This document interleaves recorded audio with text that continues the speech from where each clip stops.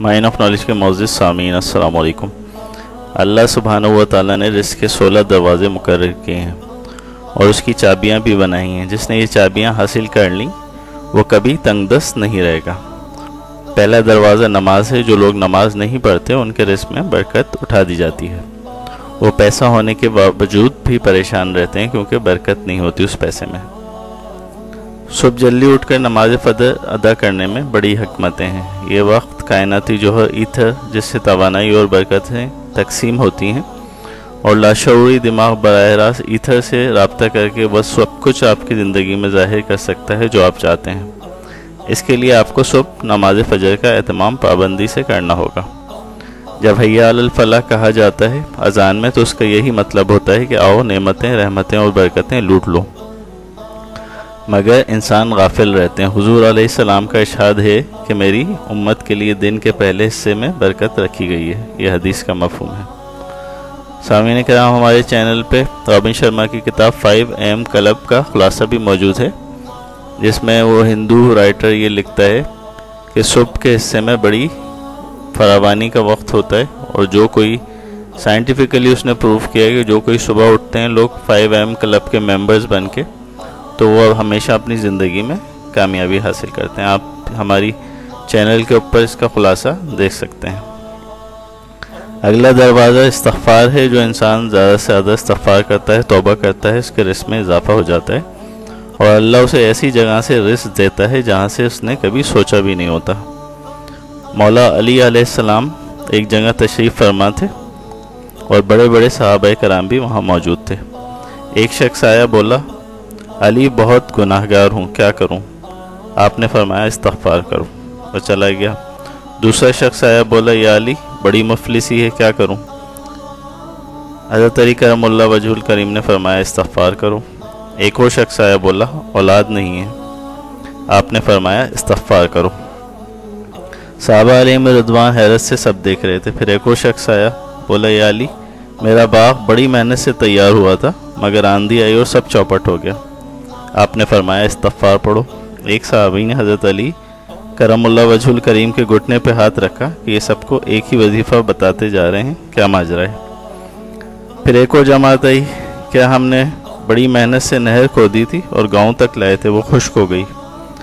حضرت علی بولے استغفار کرو۔ صحابہ علی رضوان سے رہا نہ گیا، پوچھا یا علی کرم اللہ وجہ الکریم ہر ایک کو استغفار کا وظیفہ دے رہے ہیں، معافی چاہیے استغفار کرو، اولاد چاہیے استغفار کرو، مال چاہیے استغفار کرو، غلہ چاہیے استغفار کرو، پانی چاہیے استغفار کرو، کیا ماجرا ہے؟ حضرت علی علم کے دروازے نے فرمایا، قرآن کہتا ہے سورہ نوح میں استغفروا ربکم انہ کان غفارا، استغفار کرو بخشنے والا ہے وہ، یمددکم باموال، استغفار کرو تمہاری مدد کرے گا مال سے، وبنین، استغفار کرو مدد کرے گا اولاد سے، ویجعل لکم جنات، استغفار کرو تمہیں باغ اور جنت دے گا، ویجعل لکم انہارا، اور تمہارے لیے نہریں بہا دے گا۔ لہذا استغفار کو معمول بنا لیں اور اپنی زندگی میں برکتوں کا نزول دیکھیں۔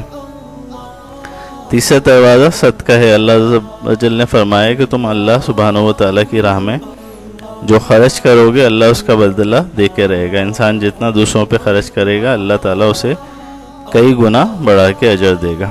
صدقہ و زکوٰۃ برکتوں کا بڑا ذریعہ ہے اور آپ کون سا اپنے پاس سے دیتے ہیں؟ اللہ سبحانہ و تعالیٰ کے دیے مال سے اس کی مخلوق کو دینے کی عادت بنائیں۔ چوتھا دروازہ تقویٰ اختیار کرنا ہے۔ جو لوگ گناہوں سے دور رہتے ہیں اللہ تعالیٰ ان کے لیے آسمان سے رزق کے دروازے کھول دیتے ہیں۔ احادیث کے مطابق زنا، رشوت، سود، بد اخلاقی منفی توانائی کا ذریعہ ہونے کی وجہ سے بدحالی اور بے برکتی کا سبب بنتے ہیں۔ پانچواں دروازہ کثرت نفلی عبادت ہے۔ جو لوگ زیادہ سے زیادہ نفلی عبادت کرتے ہیں اللہ ان پہ تنگ دستی کے دروازے بند کر دیتے ہیں۔ اللہ سبحانہ و تعالیٰ کہتا ہے اگر تو عبادت میں کثرت نہیں کرے گا تو میں تجھے دنیا کے کاموں میں الجھا دوں گا۔ لوگ سنتوں اور فرض پر توجہ دیتے ہیں، نفل چھوڑ دیتے ہیں، جس سے رزق میں تنگی کا سبب بنتا ہے۔ چھٹا دروازہ حج اور عمرے کی کثرت کرنا ہے۔ حدیث میں آتا ہے حج اور عمرہ گناہوں اور تنگ دستی کو اس طرح سے دور کر دیتے ہیں جس طرح آگ کی بھٹی سونا چاندی کی میل دور کر دیتی ہے۔ 7वां दरवाज़ा रश्ते दारों के साथ अच्छे सलूक से पेश आना है। ऐसे रिश्ते दारों से भी मिलते रहना जो आपसे कतई ताल्लुक़ करते हों। 8वां दरवाज़ा कमज़ोरों के साथ सिला रहमी करना है। गरीबों के गम बांटना, मुश्किल में काम आना अल्लाह को बहुत पसंद है। 9वां दरवाज़ा अल्लाह पे तवक्कल है। जो शख्स ये यकीन रखे कि अल्लाह देगा तो उसे ज़रूर मिलेगा, और जो शक करेगा वो परेशानी रहेगा और नेमतों से महरूम रहेगा। 10वां दरवाज़ा शुक्र करना। इंसान जितना शुक्र अदा करेगा अल्लाह रिज़्क़ के दरवाज़े खोलता चला जाएगा। अल्लाह ताला कुरान में फरमाता है, लाइन शकरतुम लाज़िदन्नकुम, अगर तुम शुक्र करोगे तो मैं और ज़्यादा दूंगा। और उसका दूसरा मफ़हूम दलालतुन्नस से ये है कि अगर तुम नाशुक्री करोगे तो तुमसे ले लिया जाएगा।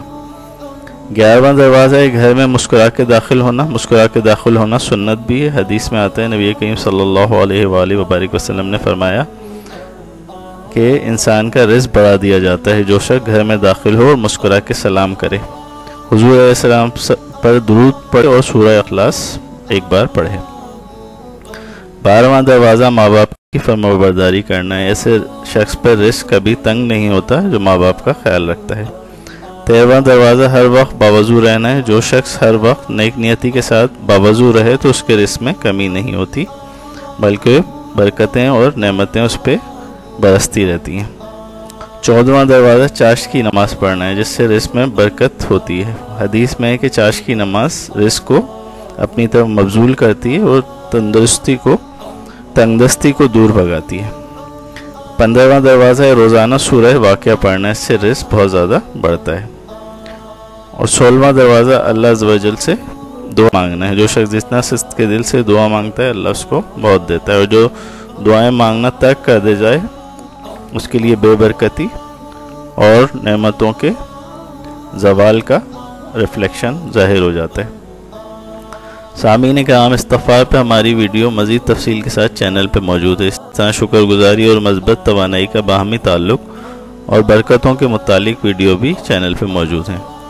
नमाज में यकसुई और नमाजें ज़ाया करने वाले अवामिल से बचाव का तरीका भी हमारी वीडियोज़ में मौजूद है।